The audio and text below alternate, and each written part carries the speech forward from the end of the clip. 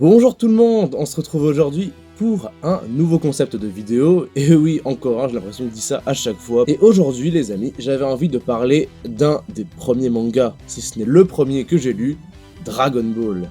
Alors c'est pas un concept incroyable que j'ai inventé, j'ai trouvé sur YouTube et je me suis dit, bah j'ai envie de faire la même chose. 20 questions sur Dragon Ball, donc j'ai sélectionné moi-même les questions, donc je ne vais pas les découvrir avec vous. Et voilà, j'avais envie de faire ça, de parler de ce manga que j'ai connu étant enfant et que bon nombre de personnes ont commencé. Donc, on va pas passer plus de temps à l'introduction, je vais lire la première question. C'est parti. La première question, tout simplement, que représente Dragon Ball pour toi? Dragon Ball, comme beaucoup, c'est le premier manga que j'ai découvert. J'étais enfant, j'étais à l'école primaire. Je lisais dans les éditions, c'était pas la Perfect Edition, c'était la version où ça se lisait comme un livre en France, de gauche à droite, avec les noms un peu mal traduits. Mais voilà, c'est le premier manga que j'ai découvert, et je pense qu'il y a des mangas comme ça, que c'est les meilleurs points d'entrée dans l'univers des mangas. C'est pas trop compliqué à lire, mais en même temps, c'est pas abrutissant, c'est pas pour les enfants uniquement. C'est vraiment intergénérationnel et intemporel comme manga, il est terminé depuis des années, et il continue de faire rêver les gens. Donc je pense que j'aurais pas pu commencer par un meilleur manga. Donc voilà, c'est ce que représente Dragon Ball pour moi. On enchaîne tout de suite avec la question numéro 2. Mon meilleur souvenir de Dragon Ball. Alors pareil, là, ça va être plus quand j'étais enfant, mais je me rappelle d'un moment pas qui m'a marqué, mais que je trouvais l'ambiance prenante, stylée. C'est juste avant le Cell Game, quand Goku et Gohan sortent de la salle de l'esprit et du temps, et qui sont Super Saiyan tout en étant super calmes. Il n'y a rien physiquement, mais on sent qu'il y a une évolution qui est passée. Et on sent les personnages autour qui se rendent compte de leur puissance incroyable. Même Vegeta, il a l'air largué. Et en fait, tu sens que durant le Cell Game, ça va envoyer du pâté. Et voilà, je me rappelle que ce moment-là avait marqué le fait que Goku soit si calme. Le mec est à 10 jours avant la fin du monde, mais les 3 quarts du temps, il va le passer avec son fils, à aller à la pêche. Voilà, Goku était rassurant, voilà, il était rassurant, c'était la fin du monde, mais le mec, il était tranquille, posé, il croyait en son fils, et je trouvais ça beau, cette passation de pouvoir. Pour la question suivante, je vois ton arc préféré. Alors, pour moi, ça sera incontestablement l'arc des cyborgs. Vraiment, de A à Z, j'ai adoré cet arc. Rien que le début, tu vois, avant l'arrivée des cyborgs, Freezer qui revient sur Terre, alors qu'ils avaient tellement galéré à le battre. Là, t'as un mec qui sort de nulle part, Trunks, qui le déboîte, et qui annonce que des cyborgs vont arriver sur Terre. Tout le monde s'entraîne pour affronter cette nouvelle menace. À chaque fois que les personnages ont un gain de puissance, les ennemis en ont un après, c'est des retournements de situation tout le temps. La relation entre Vegeta et Trunks, et entre Goku et Gohan, donc les deux relations père-fils, je l'ai trouvé que c'était vraiment à leur apogée. Et puis la résolution, tout simplement, la fin de cet arc, c'est la plus bouleversante et vraiment celle qui m'a le plus marqué de toutes les fins d'arc de Dragon Ball. Donc oui, pour moi, le meilleur arc de Dragon Ball, c'est l'arc des cyborgs. Et à contrario, l'arc que j'ai le moins aimé, alors c'est compliqué parce que j'ai aimé tout Dragon Ball, mais si je devais dire l'arc qui m'a un peu déçu, je pense que je dirais l'arc Boo. Mais je vais développer plus tard parce qu'il y a des questions qui me demandent ce que j'ai un peu de mal avec dans Dragon Ball, donc je pense que c'est là-dessus que je vais développer ça. Parce qu'en soi, j'aime bien l'arc Boo, bien sûr, mais il y a des points pour lesquels je dirais que c'est peut-être l'arc que j'ai le moins aimé, et j'expliquerai ça tout à l'heure. Ensuite, on me demande mes 3 personnages préférés. Alors, mon top 3, donc le troisième que je dirais, Vegeta, qui a vraiment démarré comme une raclure, hein, une ordure, le prince Saiyan qui vient faire chier les terriens qui n'ont rien demandé, il vient les buter, qui a vraiment un mec arrogant que t'aimes pas, quoi, et je l'aimais pas moi au début, Vegeta. Mais on a commencé à le comprendre durant l'arc contre Freezer, même si c'était quand même un personnage détestable. À la fin, quand Goku arrive pour affronter Freezer, tu le sens que le mec il a une rancune et tout, t'as de la pitié pour lui. Et c'est vraiment durant l'arc Cyborg qui se développe. Au début, c'est toujours un mec qui a la rage d'être inférieur à Goku. Puis la relation qu'il a avec Trunks commence à s'adoucir.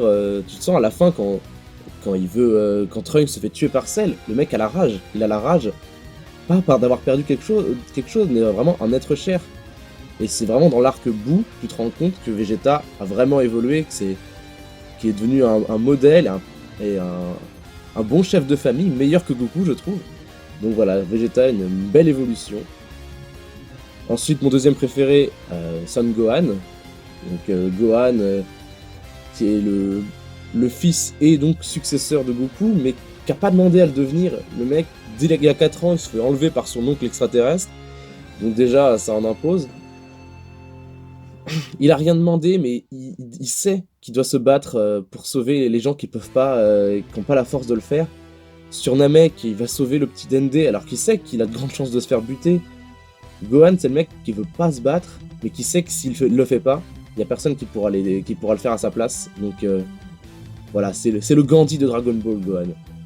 Et bon bah évidemment, son apogée, son moment de charisme ultime, c'est à la fin contre Cell. C'est lui, le successeur de Goku, qui devra réussir là où son père a échoué, et qui devient le sauveur de la Terre. Bon, j'ai un peu moins aimé ce qu'ils en ont fait par la suite, même si Gohan adulte, je trouve qu'il a la classe, mais on en reparlera tout à l'heure.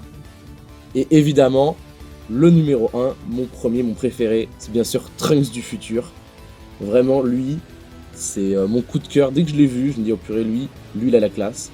Il vient du futur, il déboîte Freezer, c'est le fils de Vegeta et Bulma. Le mec a la classe tout le temps. La relation qu'il a avec son père et avec Gohan dans le futur, tout est stylé dans ce personnage, vraiment je l'adore. C'est vraiment, je pense, c'est surtout grâce à lui que l'arc des cyborgs est mon préféré.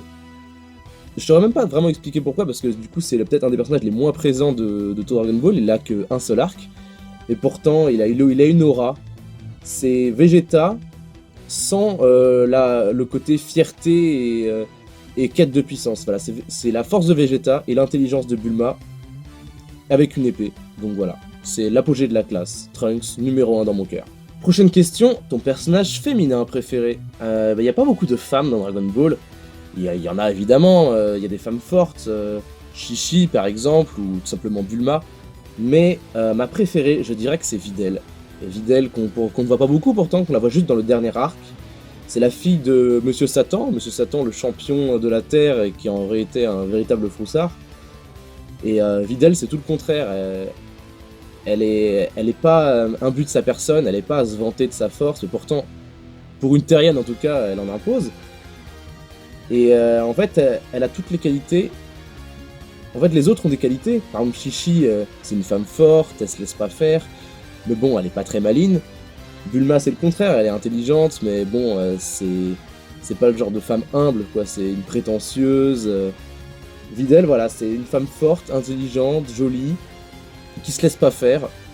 Et en plus, contrairement à Chi-Chi, elle va pas épouser le premier gars venu, un chômeur abruti, elle va épouser Gohan, un mec humble, fort et intelligent.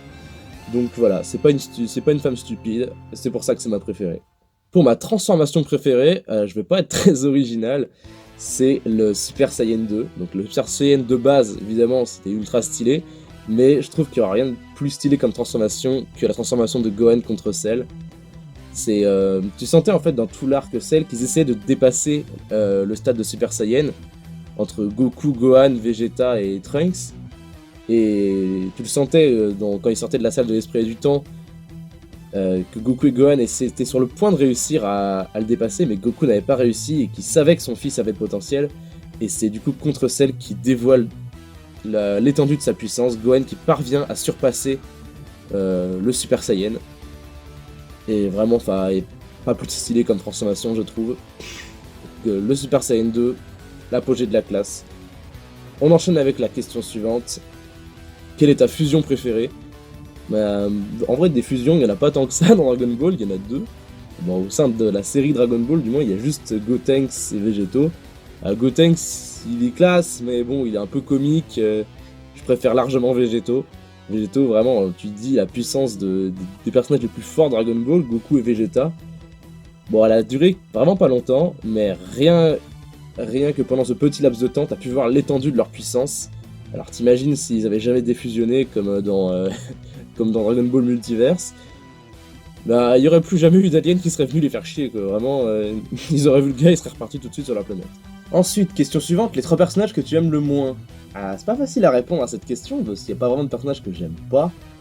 On va dire qu'il y a des personnages qui servent un peu à rien. Je pense pas forcément aux gens qui aiment pas trop Yamcha ou quoi, ou Tenshinhan, parce qu'en vrai, je trouve qu'ils ont bien servi. Même Yamcha, en vrai, même s'il a perdu tous ses combats, il était là, quoi.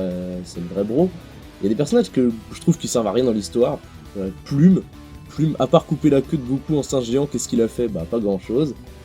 Shaozu, n'en parlons même pas. Le mec, qu'est-ce qu'il a fait? Il a perdu tous ses combats, et la seule chose qu'il a fait, c'est de se faire sauter pour tuer Nappa, et il a même pas réussi. Donc, ouais, Shaozu à la poubelle. Et le dernier que je dirais, même s'il a quand même servi, c'est Yajirobe. Yajirobe, on te le montre comme un personnage fort quand il apparaît. Finalement, à part pour buter le sbire de Piccolo et aider un peu pendant le combat contre Vegeta, donc j'avoue il a quand même aidé pendant le combat contre Vegeta, bah en vrai après il sert plus à rien, c'était pas un personnage très important. Limite, Monsieur Satan est plus utile que lui, parce que lui il était utile contre vous. Donc voilà, si je devais dire 3 personnages que je trouve qui sont un peu useless, bah ce serait ces 3 là. Même Upa, il a réussi à faire un combat, puis à la fin, lui au moins, il devient un go muscu. Ensuite, les 3 méchants que je préfère. Alors, je dirais le top 1, je dirais Freezer. Freezer, j'ai hésité entre lui et Cell, mais Freezer, c'est vraiment l'incarnation du mal, quoi. C'est le tyran intergalactique, le mal absolu, et c'est vraiment le combat de Dragon Ball que j'ai trouvé le plus long. Vraiment, tu sens qu'ils en voient pas le bout, quoi. À chaque fois qu'ils croient qu'ils vont le battre, qu'ils vont le surpasser, il te sort une nouvelle forme et il défonce les mecs.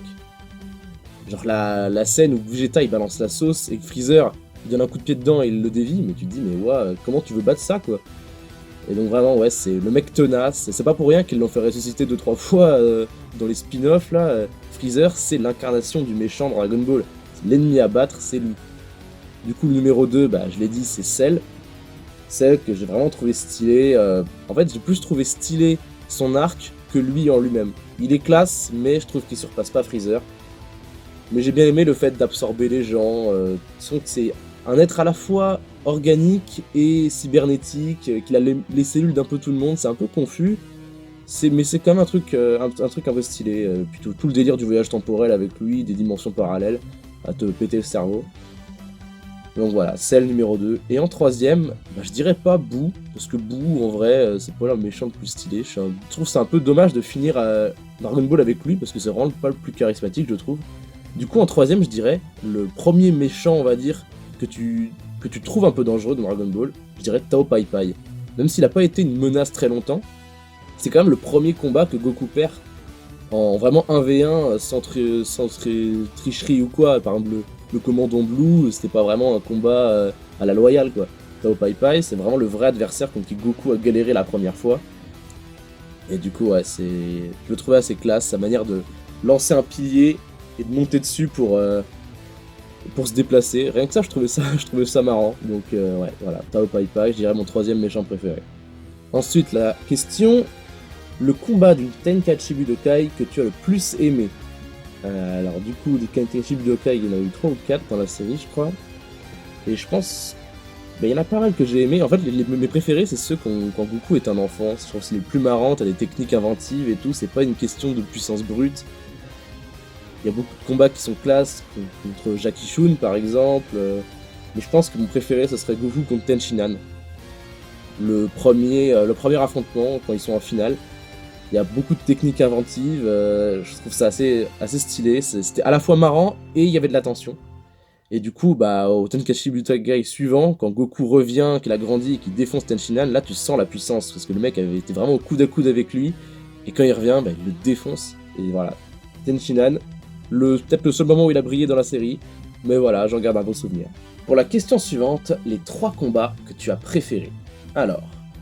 En premier, je dirais... Bah, je vais pas même pas faire de classement en vrai, parce que j'aurais pas à les définir, donc je vais tout simplement les dire tous les 3. Goku contre Freezer. Voilà, c'est un combat déjà extrêmement long. Et surtout, tu vois que Freezer, il a déboîté tout le monde juste avant, il paraît invincible. Et là, vraiment, t'as Goku, le futur Super Saiyan, contre Freezer, la menace ultime. C'est vraiment un combat fort. Tu sens beaucoup l'évolution qu'il a à la fin contre Freezer quand il devient un Super Saiyan. Tu sens la rage des deux, la planète est sur le point d'exploser. Visuellement, c'est un combat incroyable. Et, surtout à la fin, quand Goku devient Super Saiyan et qu'il domine Freezer, il veut l'épargner. Et c'est vraiment... c'est moi par exemple à sa place, je l'aurais défoncé. Il est quand même buté son meilleur ami devant lui. Goku qui épargne Freezer. Voilà, une telle bonté en une seule personne, c'est quand même incroyable. Et Freezer qui n'en a rien à faire, qui veut l'épargner, bah non, il va l'attaquer en traître, et Goku est obligé de l'achever. Bah, l'achever, à ce moment-là, on croyait qu'il était mort. Donc voilà, ce combat-là, Goku contre Freezer, un combat assez puissance brute, il n'y a pas beaucoup de techniques comme dans les Tenkaichi Budokai, mais voilà, c'est un combat qui m'a marqué. Pour le deuxième combat, c'est pas forcément un combat, je pense, qui viendrait à l'esprit de tout le monde, mais c'était un des premiers que j'ai regardé quand j'étais petit, que je l'ai lu, et je le trouvais vraiment impressionnant, c'était Nappa contre la Z-Team. Donc Nappa contre de l'équipe Piccolo, Gohan, Krillin, Tenshinhan, Chaozu et Yamcha. Voilà. Et en fait, ils sont butés un à un par Nappa en attendant que Goku revienne du paradis. Et ouais, je trouvais que c'était vraiment fort en émotion. Tu les vois essayer contre lui et ils y arrivent pas. Et quand Goku arrive, il voit que tous ses amis, à part Gohan et Krillin, ils sont tous morts. Et ouais, vraiment, c'était un truc qui m'a marqué. Tu voyais Nappa, la montagne invincible, et Goku, il arrive, et il le plie en 3 secondes avec le Kaioken. Donc voilà, ça c'est un combat qui m'a marqué. Et pour le dernier, évidemment, je pouvais pas passer à côté du combat Goku contre Vegeta, qui est peut-être la rivalité la plus culte des mangas encore aujourd'hui. C'est un combat incroyable entre deux Saiyans. Genre à la fin, ils en peuvent plus, ils sont morts, les mecs, ils peuvent même plus bouger. Et c'est vrai que c'est un combat, on va dire, un peu inachevé, parce qu'au final, on attendait une revanche, et au final, ils sont devenus, pas amis, mais on va dire, plus rivaux qu'ennemis mortels. Et c'est vrai que dans le combat, dans la saga Buu, quand Vegeta se fait avoir par Babidi, on sent vraiment toute la rancune qu'il avait contre lui, il a l'envie d'en découdre, mais c'est vrai qu'au final, c'est un combat qui n'aura pas vraiment de fin, pas vraiment de vainqueur, Goku contre Vegeta. Parce que Vegeta, ça s'agit, et c'est vrai que là, tu ressens toute la classe du personnage, qui a laissé sa fierté de côté de dépasser Goku, pour sauver la Terre, alors qu'ils s'en foutaient à la base de la Terre. C'est pour ça que Vegeta, c'est un grand personnage. Voilà, et voilà, donc c'était mes 3 combats préférés. Ensuite, on demande la technique que tu as préférée. Je vais pas dire ce que tout le monde dit, le Kamehameha, le Final Flash... Non, la technique que je préfère, je sais même pas si elle a un nom. Je suis allé vérifier, mais je crois que c'est un nom qui est tiré du jeu vidéo, parce que de base, dans le manga, elle en a pas. Ça s'appelle le Burning Slash. C'est la technique de Trunks du futur, quand il débarque et qu'il affronte Freezer. Il arrive, il le coupe en deux, puis ensuite, il le taillade en pièces comme un kebab, là. Et il finit avec une attaque, il lance une attaque, je sais pas comment on appelle ça, une attaque d'énergie sur Freezer pour cramer les bouts qui restent.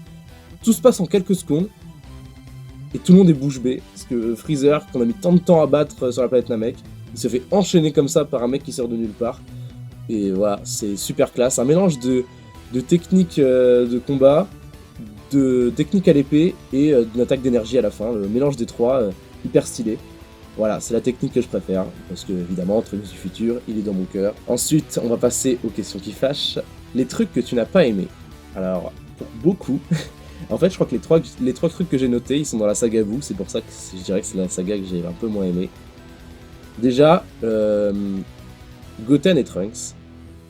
J'aime pas trop ces personnages. Trunks, je comprends que tu vois qu'il soit là, parce qu'il faut bien que Trunks il naisse. Mais Goten, j'aime pas trop ce personnage, je trouve qu'il sert à rien à part faire du comique un peu lourd que... En fait, c'est genre Goku du début qu'ils ont remis. Mais enfin, Goku du début, il était bien au début, mais on le découvrait. Mais là, voilà, on dirait que c'est des nostalgiques qui ne veulent pas se remettre de cette période qui est passée. Je trouve qu'ils servent pas à grand chose, et surtout je trouve leur force abusée. Les mecs, ils ont 7-8 ans, ils se transforment en Super Saiyan, ils sont super forts alors qu'ils ont vécu dans la période de paix, donc normalement, dans la période de paix, voilà, les mecs, ils s'entraînent en jouant au bac à sable, quoi. Je veux dire, Krillin, quand il voit qu'ils peuvent pas s'inscrire au tournoi avec eux, il est soulagé, il se dit « Ah, j'allais perdre et tout !» Il faut quand même pas oublier que Krillin, quand Goku avait 12 ans, ils étaient à peu près la même force, quoi. Quand ils ont fait un V1, c'était assez serré. Là, son fils, il a 7 ans, il a aucune expérience du combat, bah Krillin il devrait le défoncer quoi, être un Saiyan, ça devrait pas être une excuse pour dire qu'il bat tout le monde.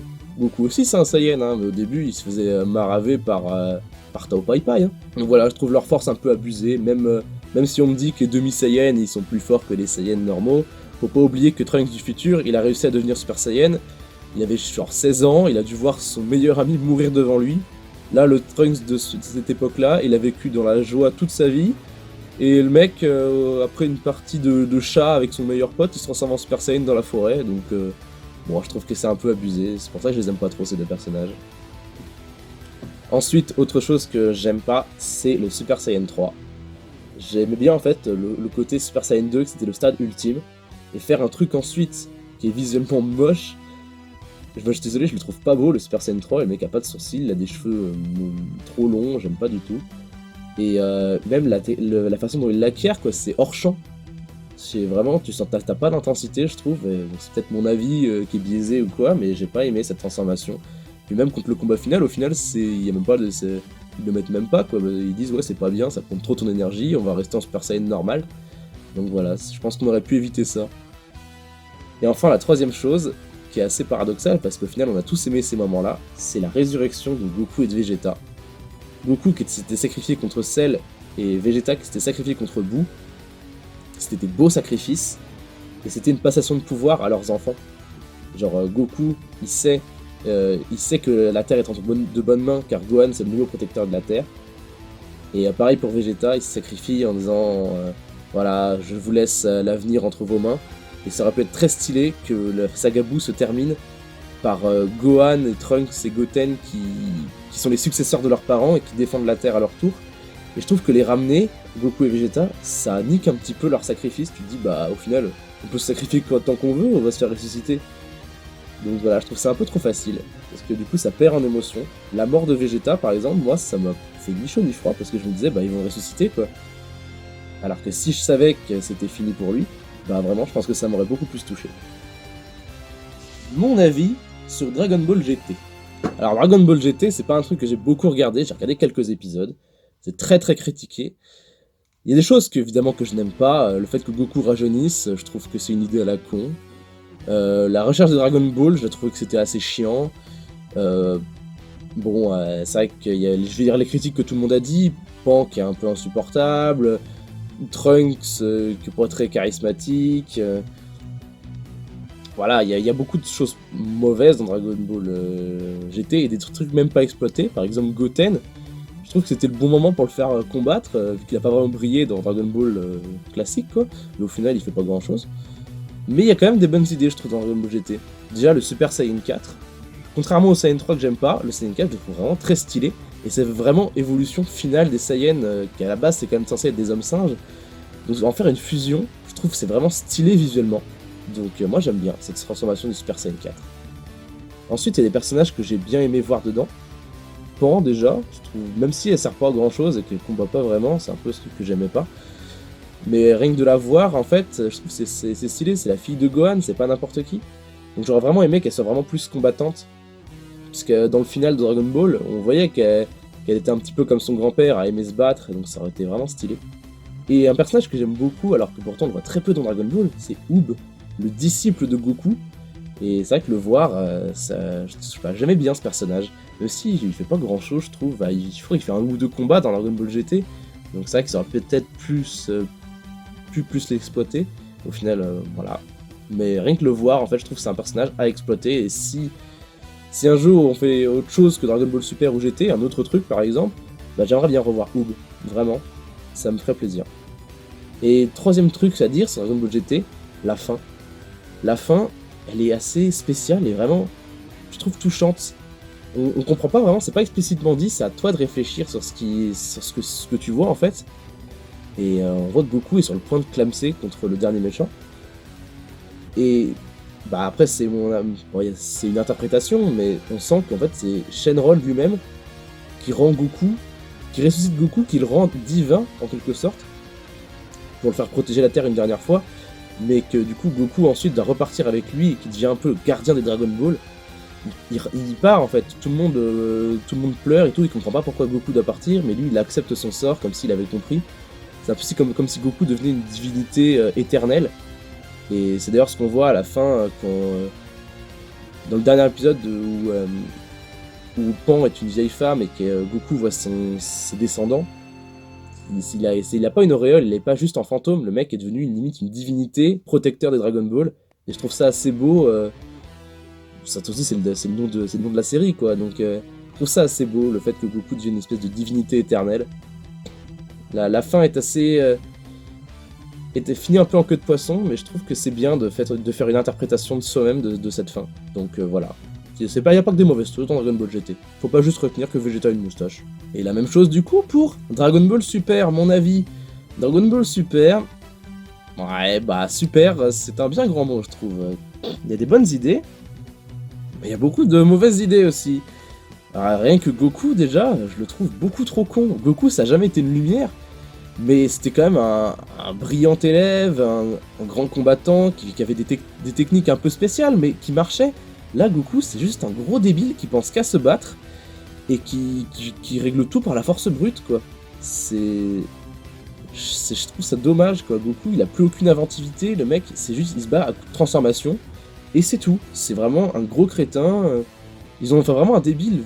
Le mec, il a quand même pas loin de 50 ans maintenant, Goku, il sait même pas ce que c'est qu'embrasser sa femme, quoi. Enfin, au bout d'un moment, je veux bien qu'il soit naïf et un peu lent à la détente, mais quand même.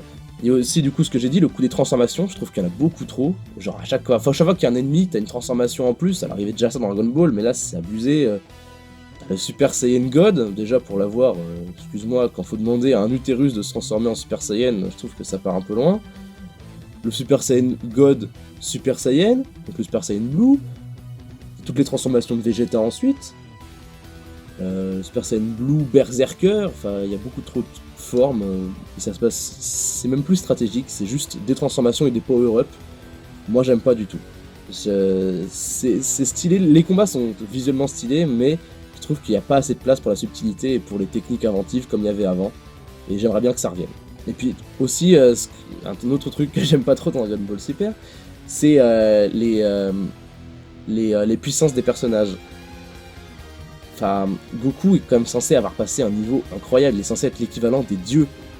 Des dieux, ok? Des dieux, c'est quand même au-delà de certains personnages. Parce que quand je vois qu'il galère encore contre Krillin au C17, excuse-moi, mais Krillin, ça reste un terrien quand même. Enfin, je veux dire, si ces Krillin et C17 sont si forts, pourquoi ils ont rien fait contre les méchants jusque-là alors? Et même dans le manga, Tortue Géniale qui parvient à esquiver les coups de Jiren, Tortue Géniale ça fait quand même longtemps qu'il a largué quoi, donc faut quand même que les personnages fassent comme Yamcha, voilà, qui restent à leur place, et que s'il y a besoin de nouveaux personnages, qu'ils en prennent des nouveaux, hein. Mais qu'ils fassent pas n'importe quoi, comme avec les Saiyans de l'univers 6, hein, qui se transforment en Super Saiyan juste parce qu'ils mettent leur ki dans leur dos, excuse-moi. Chez nous, les Super Saiyans, ils doivent voir quelqu'un mourir pour se transformer. Eux, ils ont juste à mettre leur ki dans leur dos. Hein. Putain, si j'avais su, voilà, Krillin, il serait pas mort, quoi. Donc voilà, Super, j'attends de voir, parce que même l'arc Zamasu, même si c'était le meilleur arc de Super, bon, je l'ai pas tellement aimé, je trouve qu'ils auraient pu faire mieux. Bah, allez voir la vidéo du chef Otaku, qu'il explique en quoi ça aurait été mieux que par exemple Goten soit Black Goku. Ça aurait été tellement mieux, vraiment, ça aurait été tellement plus intéressant, et ça aurait enfin donné une vraie dimension au personnage de Goten qui je trouve sert pas à grand chose. Là vraiment j'aurais accroché à Dragon Ball Super. Pour la question suivante, cite-moi 3 choses de l'univers de Dragon Ball que tu aimerais avoir dans la vraie vie. Alors, on va tout de suite enlever les Dragon Ball parce que bah c'est trop puissant quoi. Alors, à part les Dragon Ball, je dirais le nuage supersonique. Enfin, le nuage magique, comment ça s'appelle déjà? J'ai oublié comment ça s'appelait en japonais. Moi, j'ai appris avec le nuage supersonique. Bon, après, il faut imaginer que j'ai le cœur pur. Je suis pas sûr que ce soit vrai, mais imaginons que je l'ai. C'est quand même le moyen de locomotion le plus stylé du monde. Bon, même si tu te bouffes le vent dans la gueule, c'est quand même la classe. Les capsules, ensuite. Tout ce que tu peux faire avec, c'est fou. Tu peux mettre ta maison dans une capsule, c'est quand même vachement pratique.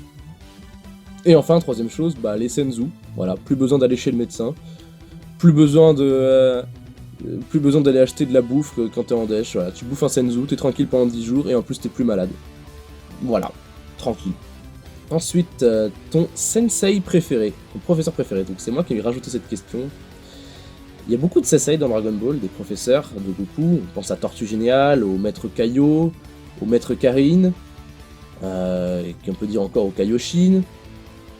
Mais mon préféré, c'est Piccolo, quand il sait que les Saiyans vont arriver. Il prend Gohan avec lui, pendant 1 an, il le laisse se démerder dans la nature. Alors c'est une technique un peu hardcore. Mais du coup, c'est là que se construit la relation Piccolo-Gohan, alors que de base, Piccolo, c'est comme un démon qui veut buter le père de Gohan, et on sent qu'il s'attache à lui, et c'est vrai qu'à la fin de cet entraînement, Gohan, le mec, il a 5 ans, mais il déboîte tout le monde, enfin, il déboîte tout le monde. Goku, au début, il avait quand même 12 ans, Gohan, il est à des années-lumière de lui, et surtout, on sent la relation Piccolo-Gohan qui a grandement évolué, à tel point que Piccolo, qui est censé être démoniaque, il se sacrifie pour sauver Gohan contre Nappa. Donc c'est pour ça que Piccolo restera mon sensei préféré de toute l'œuvre. Et enfin, la dernière question, un personnage sous-estimé. Qui est sous-estimé dans la série? Yamcha, Tenshinhan, bon, ils ont presque tous eu leur moment de gloire.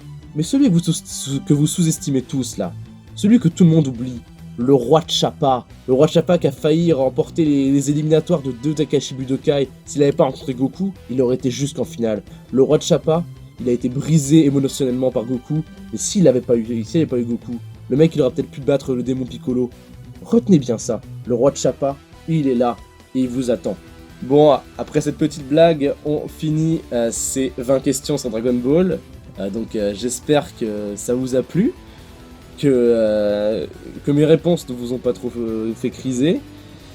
Si ça vous plaît, ou tout simplement si le résultat final me plaît de cette vidéo, peut-être que j'en ferai d'autres, sur d'autres univers qui me passionnent. On verra ça. Je ne promets pas de date ou quoi, on verra, c'est selon mon envie. J'espère en tout cas que ça vous a plu. Moi je vous dis à la prochaine. Portez-vous bien.